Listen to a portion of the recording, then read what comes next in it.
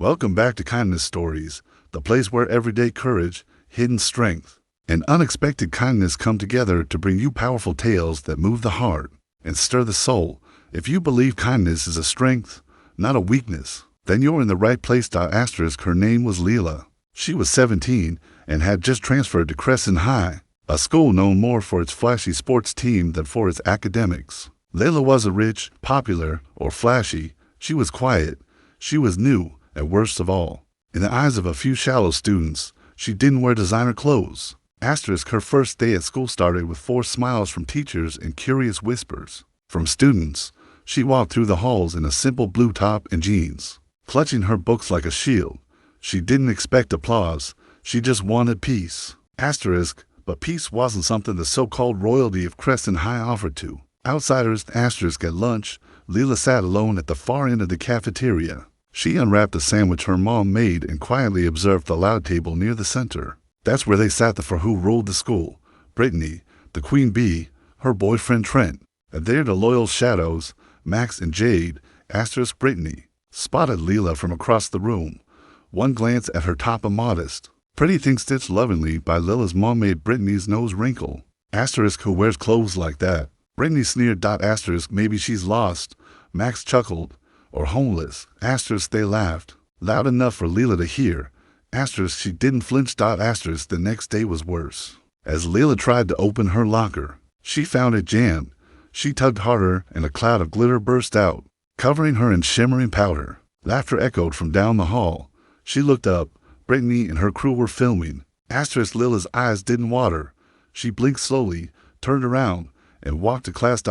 Inside, whispers followed her. She didn't even react. Creepy. She's probably a witch. What they didn't know was that Leela wasn't just quiet. She was trained. Since the age of 9, she had practiced mixed martial arts with her uncle, a retired fighter who had once held a championship belt. He taught her discipline, control, and most of all, patience. You don't swing first, he always said, but you finish what they start. She never used what she learned in real life until now. By Friday, the taunts turned physical. As Leela walked to her locker, Trent blocked her path. Max stood behind her. Jade circled to her right. Brittany stepped in, all arrogance and cruelty, holding a pair of scissors. I figured we'd help your look. Your clothes are a crime, Brittany said with a smirk. Before Leela could speak, Brittany reached out and yanked the top seam of her shirt. Gasps filled the hallway. Leela stepped back, clutching her shirt, her eyes wide not with fear, but with disbelief. Something inside her snapped. She handed her books to a stunned freshman nearby. Her gaze locked on Trent, who stepped forward arrogantly. Go, you mad now?